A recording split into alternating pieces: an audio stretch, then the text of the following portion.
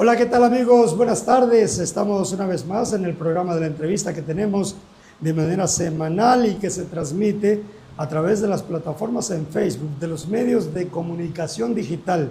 Chiapas en Contacto y Agencia de Servicios Informativos de Chiapas, conocida por sus siglas como ASICH. Y ahora en este programa tenemos a 4 invitados de lujos. Son jóvenes estudiantes de distintas universidades del país que están en Chiapas haciendo una estancia de verano en el programa, el 30 Verano de Investigación Científica y Tecnológica del Pacífico, el programa famoso conocido como Delfín, y en el cual llegan los jóvenes a ciertas universidades a desarrollar un proyecto de investigación científica o tecnológica.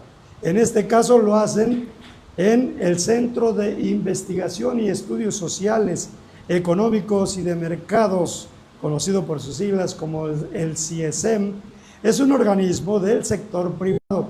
Es un organismo que tiene ¿cuántos años? 11 años haciendo el programa de investigación científica y tecnológica, acompañando a jóvenes estudiantes universitarios, como en este caso, en el desarrollo de proyectos que finalmente, algunos, la mayoría, sirven de gran beneficio para la sociedad, porque llega a ser la transferencia tecnológica que necesitamos en el sector industrial y en los otros sectores para poder avanzar con lo que se requiere y la sociedad demanda. Ahora estoy aquí con Daniela Lucio García Rojas. Ella es de la Universidad Michoacana de San Nicolás de Hidalgo, estudiante de biología, pero que trae un proyecto importante de la restauración de suelos con bambú. Y también nos acompaña Juan Lara Guzmán, de la misma Universidad de Michoacán, de San Nicolás de Hidalgo, y es estudiante de biología, pero él trae también un programa para trabajar con bambú. Carlos Rodríguez, él viene del Instituto Politécnico Nacional de la Ciudad de México. Él trae el proyecto de los polos de desarrollo, un proyecto que en la actualidad es de mucha importancia, estratégico inclusive para el gobierno de México, para tratar de buscar el desarrollo económico del país. Y nos acompaña desde Colombia Jonathan Perea Cuesta. Él viene de la Universidad Libre del vecino país, bueno, no tan vecino país, pero de Colombia, y es estudiante de la maestría en Derecho Laboral y Seguridad. Pero trae un proyecto importante, las alternativas laborales para los migrantes, aquellos migrantes que ya se encuentran en nuestro país o en cualquier otro país, porque estos proyectos no solo estarían al alcance de México, sino al alcance de los gobiernos que lo requieran aplicar en políticas públicas en Latinoamérica. Entonces vamos a empezar a platicar, porque también nos traes, Jonathan, el proyecto de prácticas ancestrales que inciden en riesgo laboral. Vamos a empezar esta plática, esta entrevista con Daniela Lucio García Rojas. Bienvenida. Muchas gracias, buenos días, un placer estar aquí. A todos, bienvenidos. Gracias. Pueden saludar al público que nos está sintonizando y nos sigue a través de estas 2 plataformas.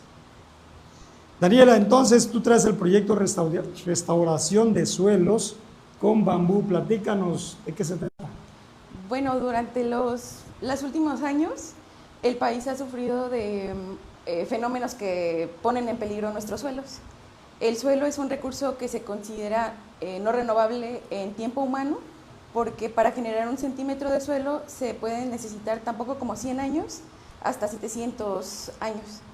Entonces, todas las prácticas que llevamos en el ámbito humano, que pueden ser de agricultura, de construcción, incluso de usos tradicionales del suelo, lo van degradando, lo cual va quitándole propiedades importantes al suelo para pues, su uso en un futuro. Entonces, como es un recurso que tarda tanto en renovarse, es importante no, digamos, perder de vista las acciones que lo están dañando, pero también acciones que pueden ayudar a recuperar un poco del suelo perdido.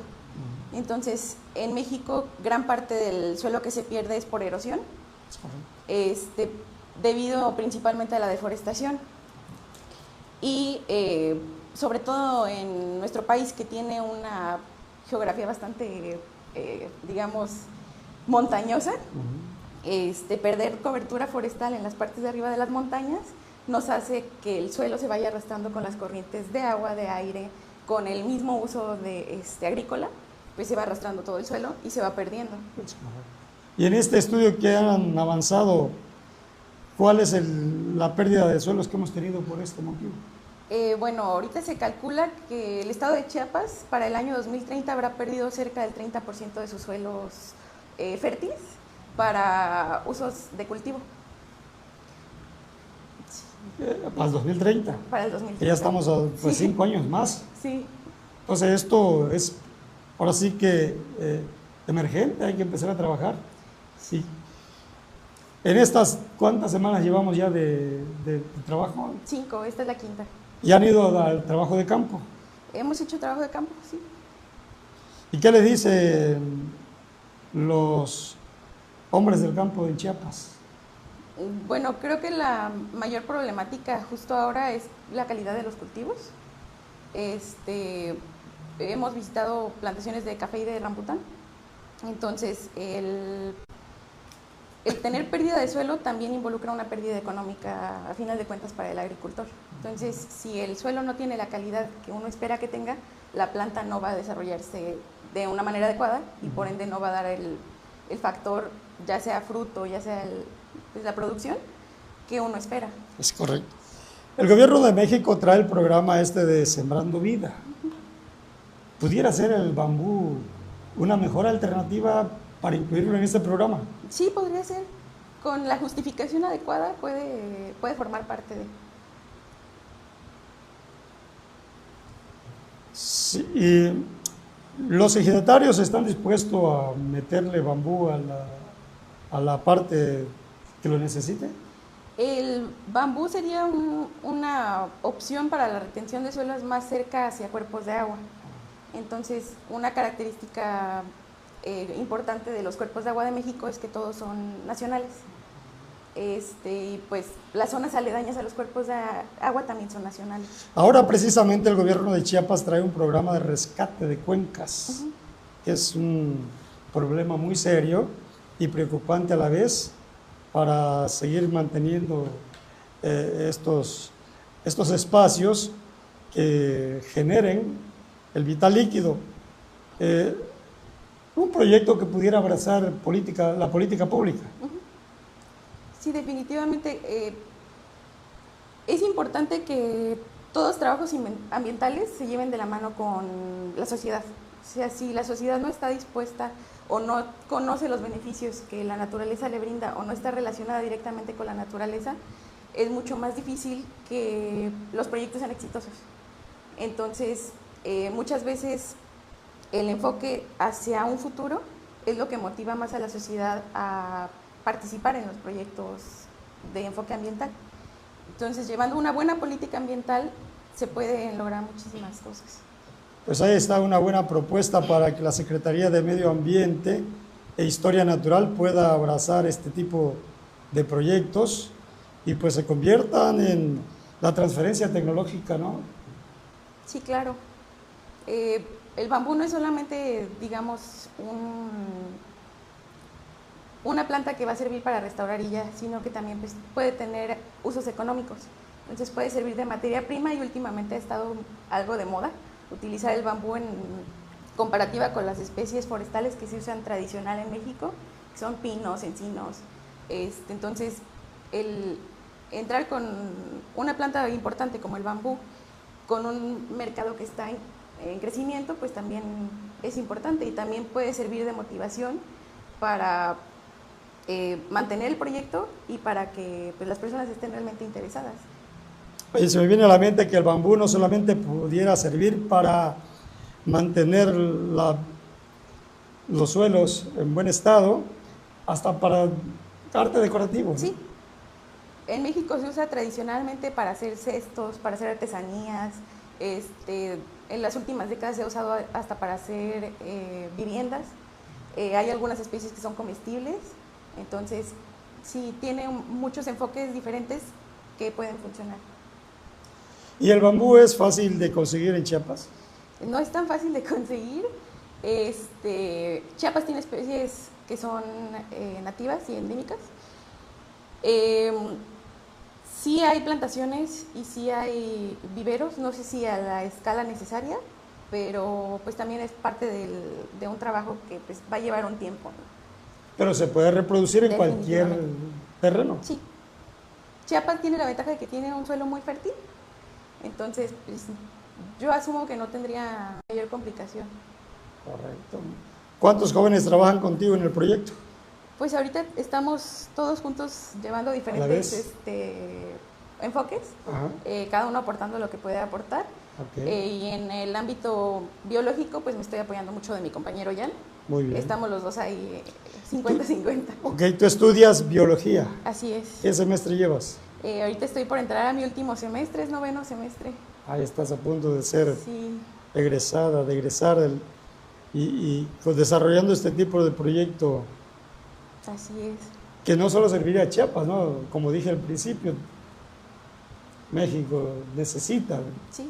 ¿No? Y también ver el enfoque desde otros estados, ¿no? El estado va a tener una planta que a lo mejor sea más apta para ese estado y pues también cuestión de adaptar técnicas, adaptar el conocimiento que se tiene y pues de implementar nuevas estrategias. Correcto. ¿Y por qué te interesaste a venir a hacer un proyecto en un organismo de la iniciativa privada? Bueno, me interesó mucho la oportunidad de tener el enfoque multidisciplinario. Por lo general, en mi carrera se lleva un enfoque muy científico de gabinete, muy científico entre mismos científicos, pero realmente el tener enfoques económicos, políticos, en un solo proyecto lo enriquece mucho.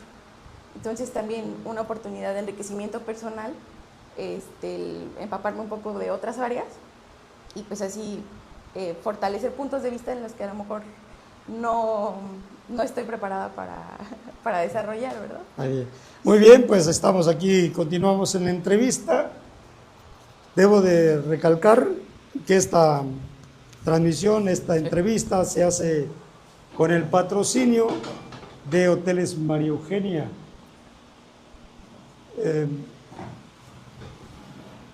Estamos transmitiendo con el patrocinio de Hoteles María Eugenia y lo estamos haciendo a través de las plataformas en Facebook, de los medios de comunicación digital en Chiapas, como es Chiapas en Contacto y Agencia de Servicios Informativos de Chiapas, conocida por sus siglas como ASICH.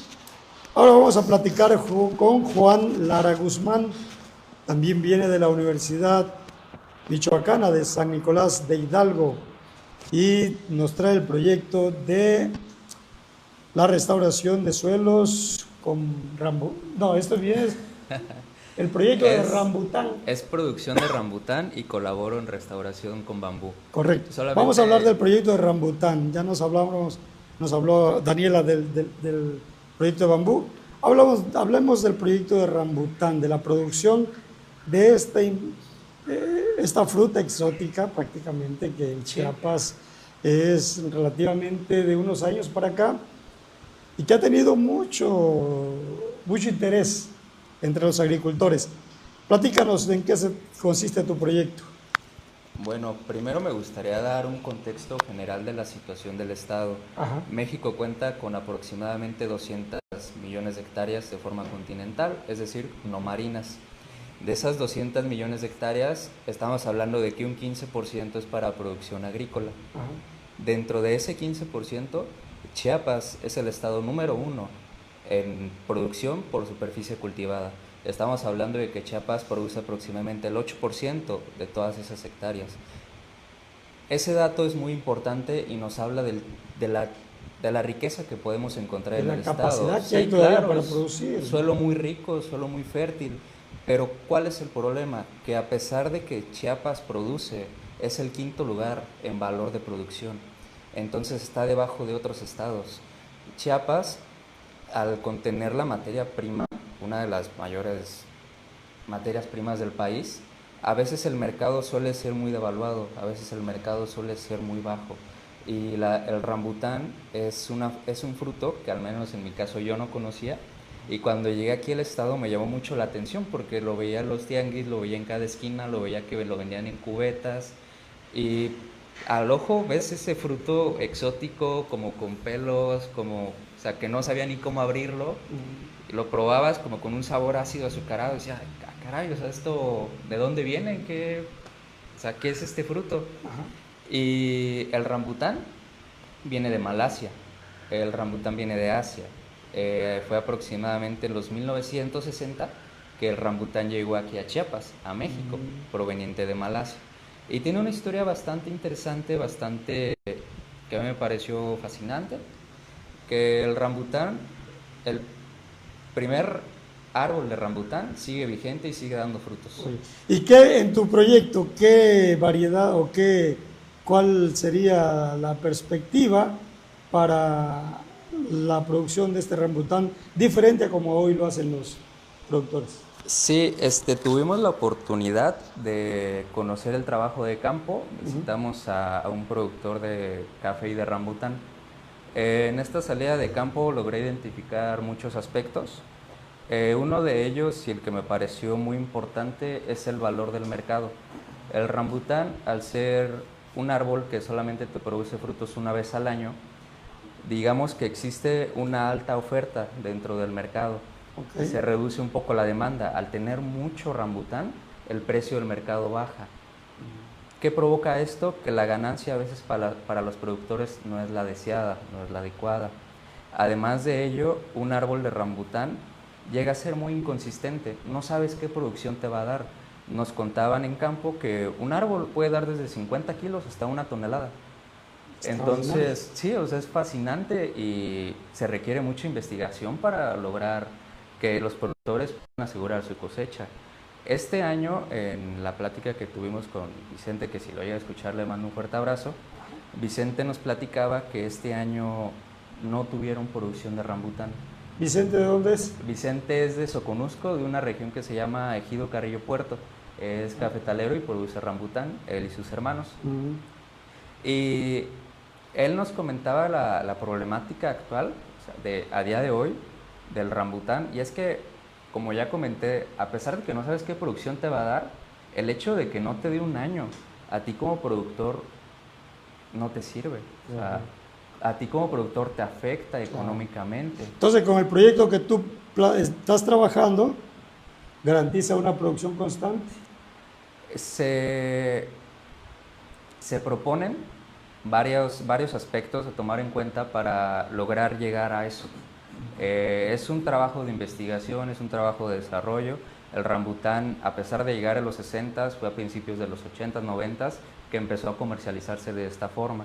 Entonces, es muy temprano para dar todo lo que requiere la planta, pero se pueden hacer acercamientos. Este año, Vicente nos comentaba que había llovido mucho en la zona, que no tuvo época de secas. Esto, en sus palabras, comentaba que el árbol ocupaba estresarse, que el árbol ocupaba algún tipo de estrés. Un árbol florece muchas veces a pesar de los fertilizantes que tú le puedes añadir, etcétera. Sí. Florece porque quiere sobrevivir. ¿Por qué? Porque en biología lo principal que quiere un ser vivo es sobrevivir. Entonces florece y a partir de ahí él puede aventar el polen hacia polinizar, es el proceso de polinización. Pero a partir de la floración viene el fruto. Entonces, si no tienes floración, no hay fruto.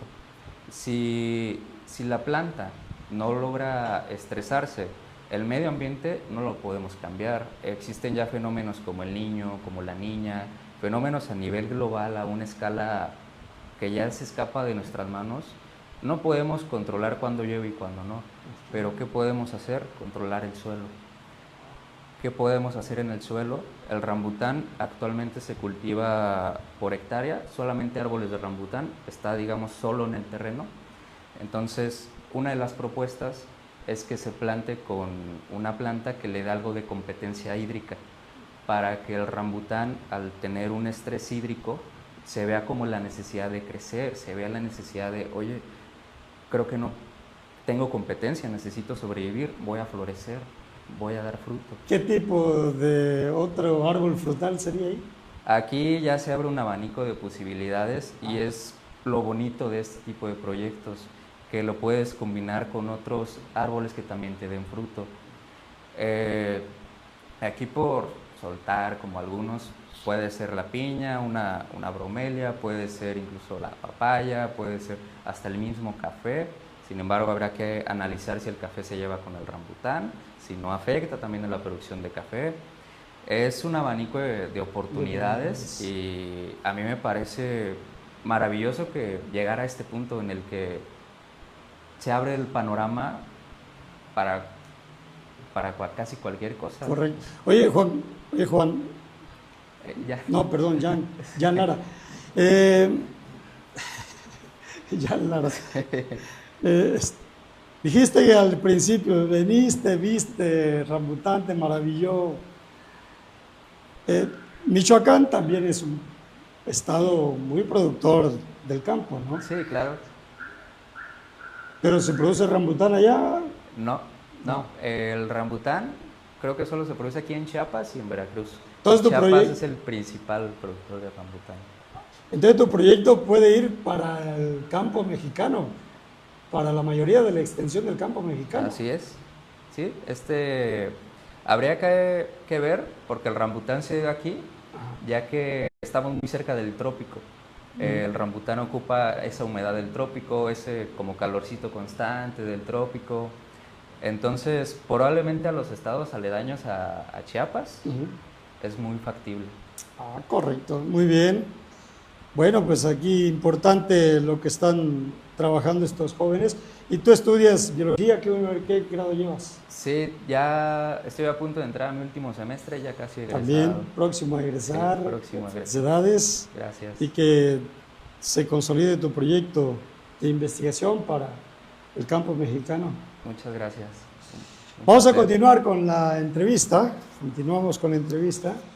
Y ahora vamos a entrevistar a Carlos Rodríguez. Él viene de la Ciudad de México, del Instituto Politécnico Nacional, y está trabajando en el proyecto Polos de Desarrollo. Carlos Rodríguez, bienvenido a Chiapas. Hola, mucho gusto. Hola, mucho gusto. Platícanos de qué se trata tu proyecto. Pues el proyecto, pues este proyecto viene incluso desde el siglo XIX, ¿no?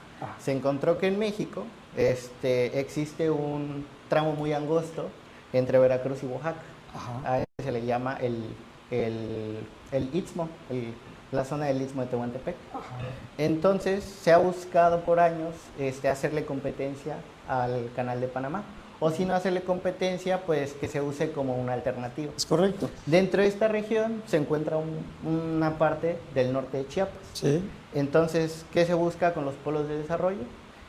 Formar parte de esa región o pues aprovechar todas estas oportunidades que se tienen. Ese es el interés del gobierno de México, ¿no? Sí, es un gobierno. Es el proyecto que trae el gobierno de México. Pero tú en lo particular en este proyecto de investigación, ¿qué es lo que buscas aportar?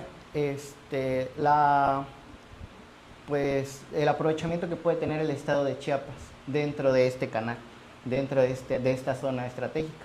Que tiene mucho Chiapas, ¿no? Sí, pues sí, ya mis compañeros dijeron algunos de los datos importantes. La cantidad de territorio que tiene Chiapas es enorme. Las personas, la cantidad de población que vive aquí, todas las cosas que se pueden aprovechar en tema de recursos naturales como la tierra, el agua, la energía que podemos obtener de aquí del estado, pues vemos que es un estado con muchísima capacidad, pero que no se ha podido aprovechar al 100% o como debería. ¿En cuántos espacios en Chiapas, en el territorio de Chiapas, notan ustedes que pudiera haber un polo de desarrollo? Actualmente el gobierno federal está impulsando 2 en Tapachula, pero con estudios anteriores del CIESEM se ha notado que hay aproximadamente 13, 12 municipios que tienen capacidad de tener polos de desarrollo.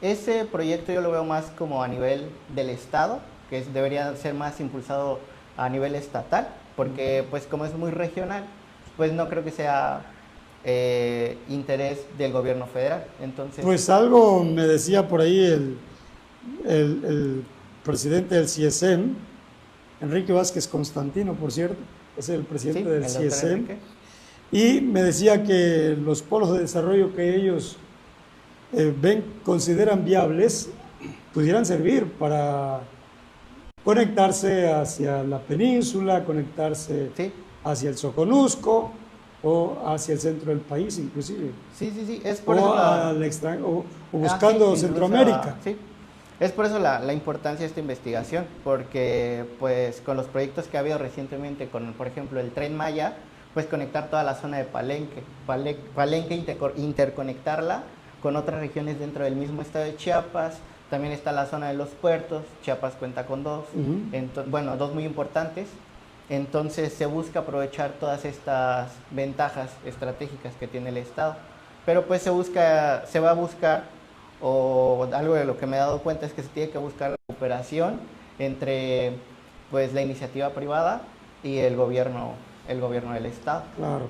Si el gobierno federal ya trae dónde va a poner sus polos de desarrollo, el proyecto que tú vienes desarrollando, pudiera incidir para que el gobierno diga, bueno, sí, hay razón aquí para poner un polo de desarrollo. ¿Dónde, por ejemplo? Sí, por ejemplo, en la zona de Comitán, en la zona de Palenque, en la misma zona de Palenque, pues Palenque ya tiene un tren que está conectado con la península, entonces, ¿qué más buscan, no? Por ejemplo, toda la zona en Tapachula se pueden buscar más centros todavía. Es una zona que tiene muchísimo que dar. Lo decían mis compañeros, solo se aprovecha el 8% a nivel del estado de la tierra que se puede utilizar.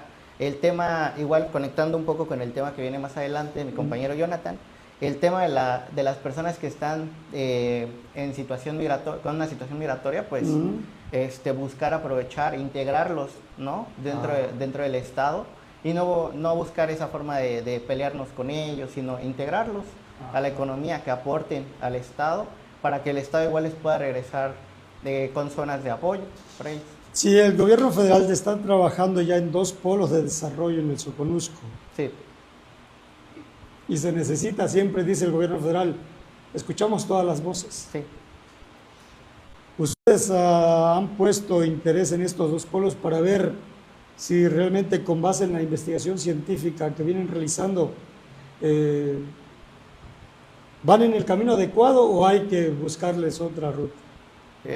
No, yo creo que van dentro del camino adecuado. Obviamente siempre va a haber cosas que mejorar, pero pues algo que se está buscando en este proyecto es girar hacia un modelo endógeno. ¿Qué quiero decir con esto? Pues que por años, sin poner etiquetas, en gobiernos anteriores, se miró hacia un tipo de inversión o hacia un tipo de desarrollo económico, discúlpenme, hacia un tipo de crecimiento económico, no hacia un desarrollo de la sociedad, un desarrollo de las comunidades.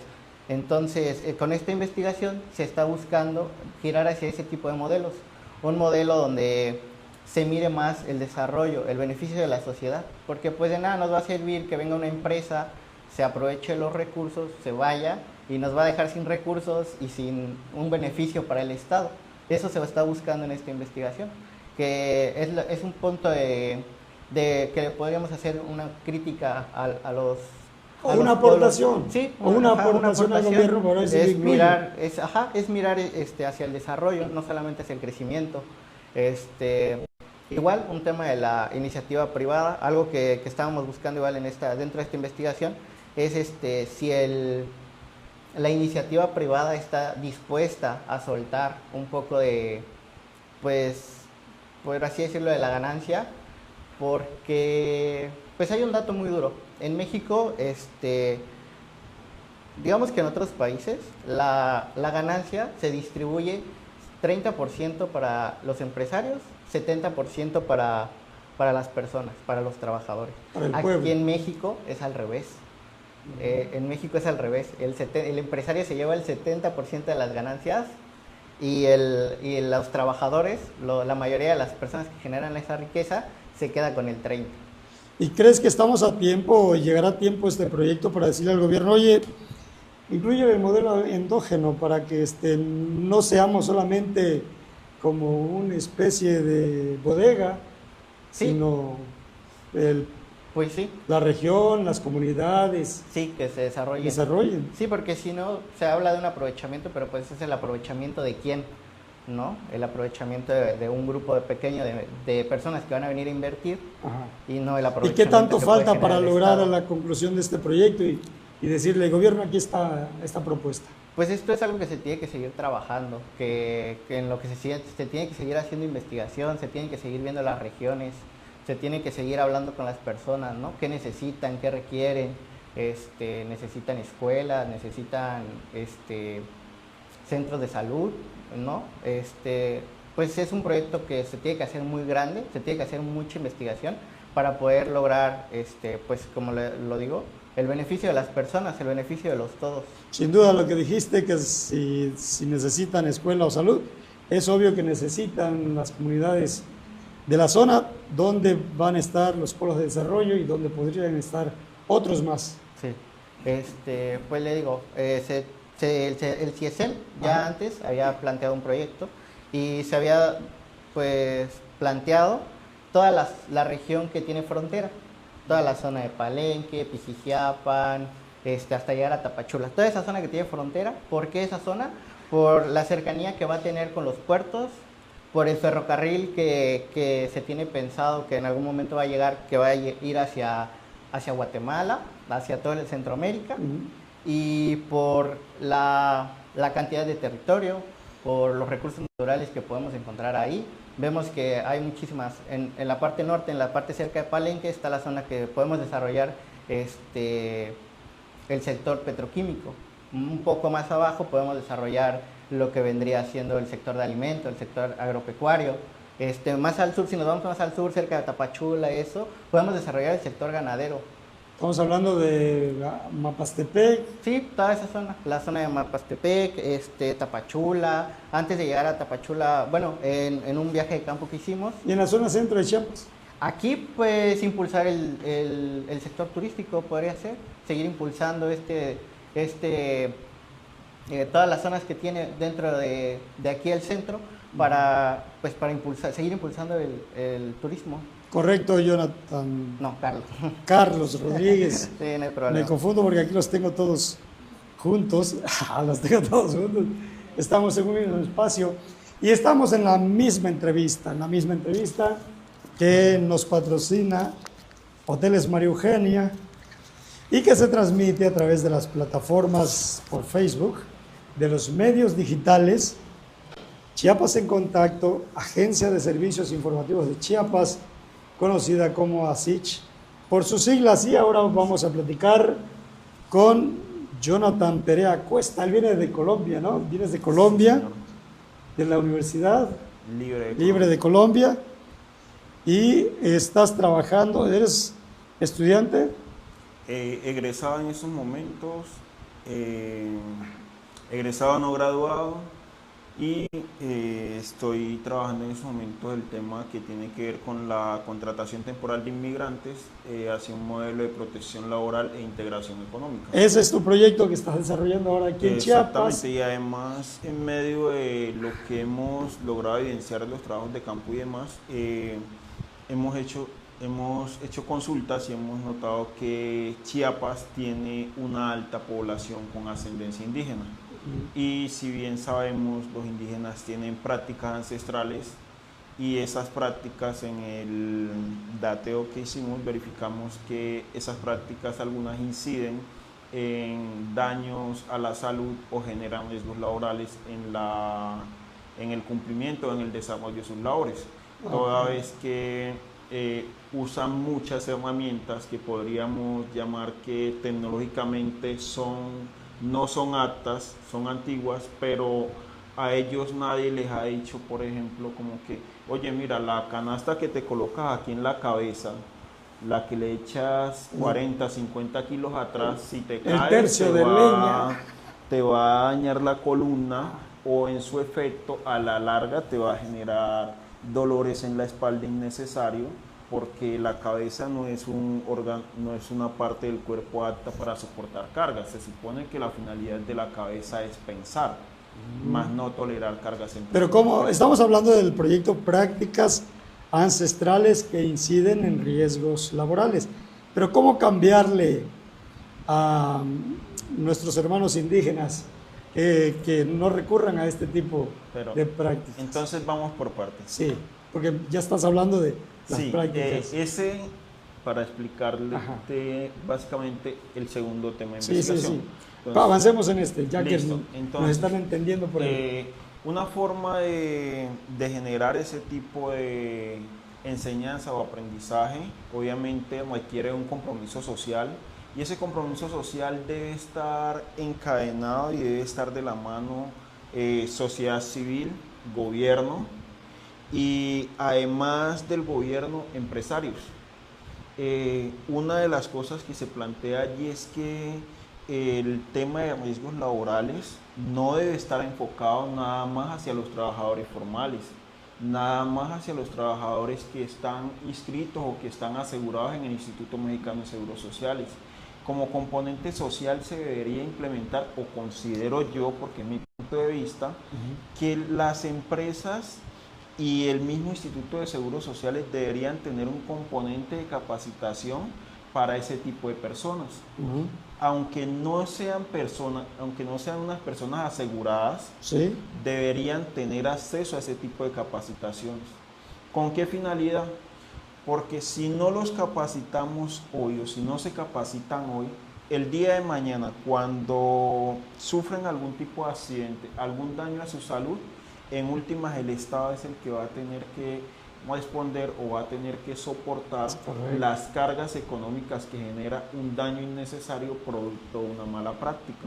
Y es bien sabido que no solo en México, sino en la mayoría de países de América Latina y del mundo, las personas que se dedican a desarrollar labores agrícolas no están cubiertas por los seguros sociales o por los sistemas de seguridad social como asegurados primarios, sino que terminan la responsabilidad de la salud de ellos y demás, termina en cabeza de los estados a través de, en Colombia lo llamaríamos regímenes subsidiados, aquí en México tienen una figura que se me olvida el nombre, pero sí está en cabeza del Instituto de Seguros Sociales, que lo que hace básicamente es atender a aquella población no asegurada, así se llama aquí. Y en últimas, ¿de dónde salen los recursos para atender a esa población no asegurada? Pues del recurso público, por supuesto. Recursos públicos. Sí. Y como en últimas se debe buscar la forma de cuidar los recursos públicos, una forma de cuidar los recursos es prevenir el daño o atacar la causa y no la consecuencia. Porque si no, siempre voy a tener el mismo círculo vicioso. Es como cuando el papá le da la plata al niño para la tarea y el niño se la gasta en otra cosa, pero no... Pero ¿cómo cambiarle a esta gente, a los hermanos indígenas, que tienen que llevar el costal de maíz ahí colgado, soportándolo en la frente y en la espalda, o la leña? ¿Cómo cambiarle? O sea, ¿cómo decir que ya no hagan estas prácticas? Bueno, ¿Qué proporcionarles? Eso es un tema muy importante. Y hay un factor que he analizado y sí es un factor muy positivo aquí en Chiapas, y es que se tiene muy buena cultura. Me atrevo a decir y reconozco que la población chiapaneca es una población con buena cultura. Es una población que se adecua a los cambios. Y aprovechando ese factor, considero que a través de campañas de educación se podría lograr, que no va a ser fácil, o sea, no se les va a cambiar la cosmovisión de un momento a otro y con solo decirle, ay, oye, mira, es que lo que estás haciendo está mal, van a cambiar la cosmovisión. pero la repetición constante de una acción genera cultura. Si se les indica de manera reiterativa de que esa acción les está generando daños o a futuro les va a generar daños, en últimas lo van a terminar aprendiendo. Y si lo aprenden, va a generar bienestar social. Y si genera bienestar social, se reduce la carga impositiva del Estado de Chiapas respecto a esa población no asegurada que debe cubrirle todo lo que tiene que ver con los daños a su salud. Sobre todo al gobierno mexicano, ¿no? Que ahí viene a recaer toda la responsabilidad en materia de salud y también Chiapas, por supuesto, pero en mayor medida el gobierno mexicano, el gobierno de México. Entonces hablamos ya del proyecto de prácticas ancestrales. Ahora hablemos del proyecto Alternativas Laborales para Migrantes. Eso es importantísimo. Muy importante, y no solo para Chiapas, para México y algunos países de América Latina en general. México tiene una posición geográfica privilegiada. O sea, todo migrante que quiera pasar hacia Norteamérica debe pasar por aquí. Pasar por México. Y lo curioso es que en medio de ese tránsito, mientras logran llegar a su destino, muchas personas deciden quedarse. Miraba que hasta antes de 2008, aquí en México, el tema de la inmigración era penalizada mediante el llamado de Naciones Unidas y unos protocolos que ha suscrito el Estado mexicano, la despenalizan, pero se despenaliza y ahora ya no se denominan migrantes ilegales, sino migrantes irregulares. Y esas personas que son irregulares, cuando se establecen en determinados lugares o mientras están en esos lugares, de acuerdo al artículo 52 de la Ley de Inmigración, en concordancia con el 53 de la misma ley, no pueden ejercer actividades laborales o remuneradas. Es decir, por tratados internacionales, el gobierno mexicano no les impide el acceso, pueden ingresar, pero no les permite laborar. Es como si te dejo entrar a mi casa, pero no podemos aspirar en ella. Y sabemos que el trabajo es un derecho humano inherente. Últimamente se les deja laboral, se les deja trabajar en México, pero no como un trabajador formal. Exactamente. Formalmente no pueden laborar. Y es sencillo. Si a usted le digo que entre a mi casa pero no aspire, usted lo va a terminar haciendo, porque si no lo hace se muere. Sí, claro. Lo mismo sucede con las personas que ingresan a México de forma irregular y les dicen que por medio de las normas está prohibido trabajar, pero es que si yo no trabajo me muero de hambre. Entonces, ¿con ese proyecto qué? Lo que se busca es crear alternativas jurídicas o propuestas jurídicas para que el gobierno de México no vea a los migrantes irregulares como una carga, sino más bien como un factor de progreso y desarrollo. Y esto se une a su vez con el tema de los polos de desarrollo y con las demás investigaciones que están haciendo mis compañeros, porque hay un potencial económico. Tenemos una población que llega con necesidades y va a permanecer determinado tiempo en México mientras logran solucionar sus situaciones de tránsito hacia otros lugares. Porque en lugar de tenerlos en parques, porque en lugar de que estas personas no aporten directamente al PIB de México, no permitirles el acceso al mercado laboral de forma formal mediante figuras jurídicas, y de ese modo vamos a tener que estas personas que también hacen parte de la población no asegurada y que cuando se enferman y demás debe ser cubierta por el Estado, permitirles laborar para que sus cargas sociales no estén en cabeza del Estado en su totalidad, sino más bien sean personas productivas, y además permitirles la integración económica y social y permitir que puedan dignificar su calidad de vida. Porque cuando una persona no no labora o se dedica netamente a labores informales, su calidad de vida en últimas se desmejora. Y es presa fácil para otro tipo de actores que buscan la forma de aprovecharse de la condición de irregulares, porque el término indocumentados genera cierta zozobra, pero es la verdad, ¿no? Son indocumentados. Sí, es que correcto, entonces técnicamente no está bien. Si el migrante llegara a convertirse inclusive en un contribuyente para el Estado, pues bienvenido, ¿no? Y es que se puede, y en últimas está demostrado que las prohibiciones lo que hacen es más atractivos los lugares.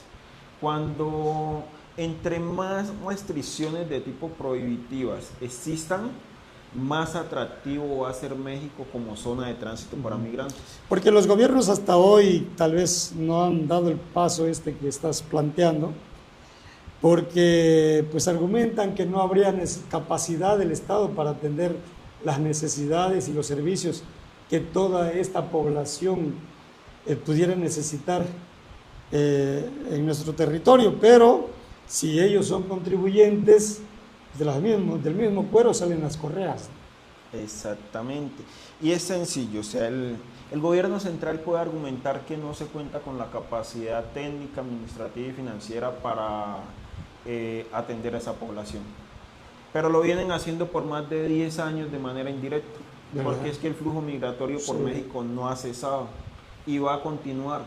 Y por las barreras que impongan otros países y demás, o las mismas barreras jurídicas que imponga México, no va a impedir que las personas sigan usando a México como zona de tránsito y permanezcan meses, incluso años en México, desarrollando actividades de forma irregular.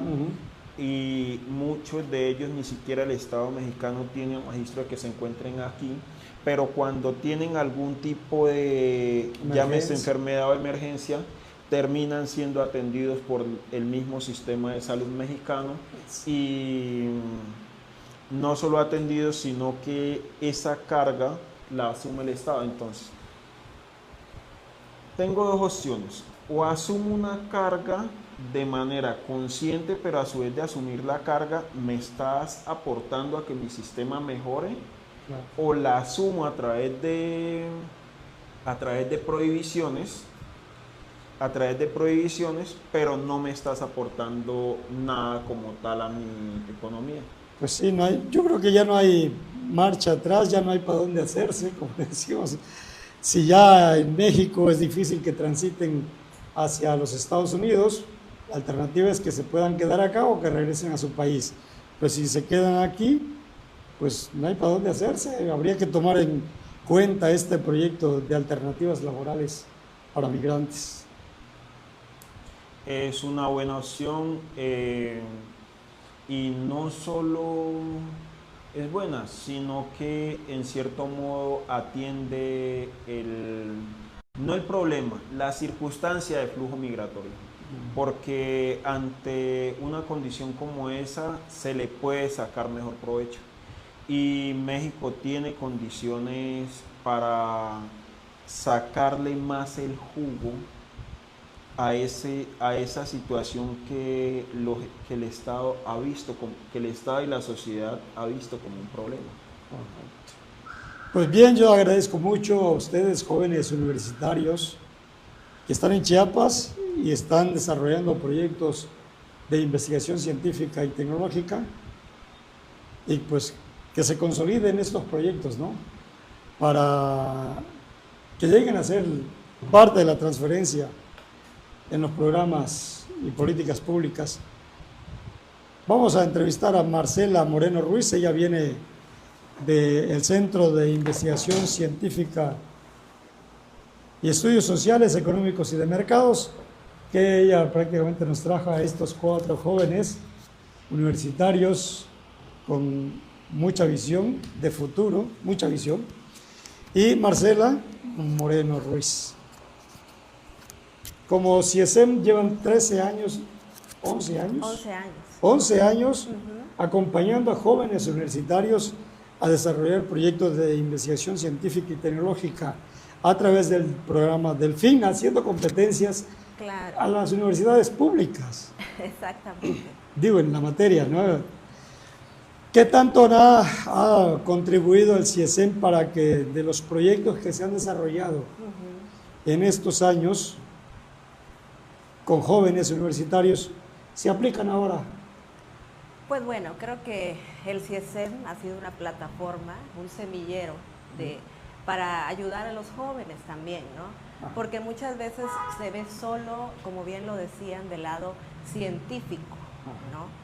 Y en este caso tenemos personas de diferentes ramas, tenemos tecnólogos obviamente, científicos, pero también hay personas que saben del área económica. Yo misma soy empresaria, entonces creo que no solamente es investigar por investigar, ¿no? Realmente necesitamos aplicar lo que se ha investigado. En este tiempo, ya desde el año pasado, nos hemos procurado que en el CIESEM todas las investigaciones de los jóvenes se plasmen en un libro, ¿no? ¿Por qué? Porque es importante. Es importante, es como cuando un albañil construye una casa, ¿no? Sí, él va construyendo, ahora sí que muro por muro, pero el verla terminada, pues es ahora sí que algo fascinante para ellos. ¿Y cómo ¿no? se hizo? ¿No? Claro. Entonces, creo que para los jóvenes también es importante que vean que se puede realizar un libro, ¿no? Que es importante hacerlo, y no solamente en el caso de que quede como una simple investigación. Cualquier persona que compre y que tome ese libro lo puede llevar a cabo. El mismo gobierno, ver qué puedo yo sacar de eso para mejorar. Porque al final de cuentas, ¿para qué se hizo el CIESEM? Se hizo para mejorar a la sociedad. Finalmente, todos los que estamos ahí tenemos esa consigna: ayudar, mejorar, que todos y que Chiapas, porque pues todos somos chiapanecos, que Chiapas pueda ser un mejor estado para vivir, ¿no? Eso es lo que todos queremos. Sí. Entonces creo que lo hacemos por amor a nuestro estado, por amor a que podamos avanzar y que todo lo que los chicos hagan pues sea en pro de eso. En el caso... Entonces, estos proyectos, 4 proyectos que platicamos, 5 proyectos, y otros más, van a ser publicados en un libro. ¿Cuántos proyectos están llevando a cabo? Ahorita solo estos. Los 5. Son los 5 proyectos. En años pasados se han tenido a más chicos, porque pues ahí ya todo depende, pues ahora sí que de los que se inscriban, ¿no? Claro. No podemos decir queremos tanto, sino los que se inscriban, y los que se acepten en el programa, pues son los que vienen. El año pasado ya se hizo el primer libro, ahorita se va a hacer ya el otro libro. Entonces creo que eso es muy importante. Va a quedar a la posteridad. Y obviamente todos los proyectos que se necesitan, pues recursos, ¿no? Porque al final no se pueden echar a andar así como que, ay, solo porque yo quiero. Porque quiero, ¿no? Entonces, pues aquí los empresarios chiapanecos son los primeros que están invitados a abrazar estos proyectos, a hacerlos transferencia tecnológica. Sí, porque como bien decíamos, el doctor Enrique tiene esa visión, ¿no? Del crecimiento endógeno de Chiapas. No queremos que vengan, ahora sí que, capitales extranjeros a Chiapas, ¿no? Lo que queremos es que de nosotros mismos podamos crecer, porque esa es la mejor manera que la derrama económica se quede aquí en Chiapas. Si no, ¿a dónde se va el dinero? A Suiza, a Inglaterra, a China, a Estados Unidos. Eso no nos conviene para nada. Si lo que queremos es que se quede acá, que podamos progresar, que los mismos productores, como el señor Vicente, que fueron a visitar los chicos, él sea empresario y él pueda decir, yo soy empresario, ok, es una persona del campo, pero es empresario, porque tiene su negocio, porque le ha ido bien. Eso es lo que queremos, ¿no? Correcto. Muy bien, pues agradecemos mucho. ¿Y podemos hacerles una invitación a por todos? supuesto. Bueno, dentro del verano de la investigación tecnológica del Pacífico, también nosotros como CIESEM hacemos el Congreso Internacional de Jóvenes Científicos y Tecnólogos, que en este año está siendo homenajeado al doctor Armando Gómez Roblero, ¿no? Que ya se le entregó el honoris causa en la inauguración, y ahora va a ser ya el final, que va a ser el miércoles 23 de julio en el Auditorio Jaime Sabines. Ahí va a ser el Congreso de Jóvenes. El Congreso de Jóvenes, y es donde también los jóvenes van a presentar ya, pues ahora sí que el final de la investigación, cuál fue como las observaciones y qué es lo que podemos hacer, ¿no? Correcto. Y por cierto, al doctor Armando Gómez, Ajá. lo ha propuesto ahí el CEBETIS 144, ajá. como un candidato para Premios Chiapas. Lo ha propuesto, sí. Para el 2025. Para 2025, creo. Sí, para 2025, para este año. Para este año. La verdad, el doctor Armando Muy bien. ha hecho mucha investigación y se lo merece, ¿no? Correcto. Creo que debemos de, que no solamente brillen chiapanecos que hagan o estén en redes sociales. Creo que los tecnólogos, aunque él no salga en redes sociales, es una persona muy inteligente y merece ser homenajeado. Y que pues, es uno de los descubridores, lástima que no se hace realidad todavía la cura para el Alzheimer. Claro. Entonces creo que su investigación es muy importante. Lo que se necesita son recursos para que su investigación dé frutos, ¿no? Entonces creo que tenemos mucho potencial en Chiapas, no solamente en los campos, sino también en las personas. Tenemos personas inteligentes que debemos de unirnos, ¿no? Muy bien, Marcela, te agradezco mucho que hayas Gracias. traído a los jóvenes para que platicaran con nosotros en esta entrevista que es con el patrocinio de Hoteles María Eugenia y que se transmite en las plataformas de Facebook de los medios digitales Chiapas en Contacto y Agencia de Servicios Informativos de Chiapas. Ok. Muchas gracias. Gracias. Hasta la próxima.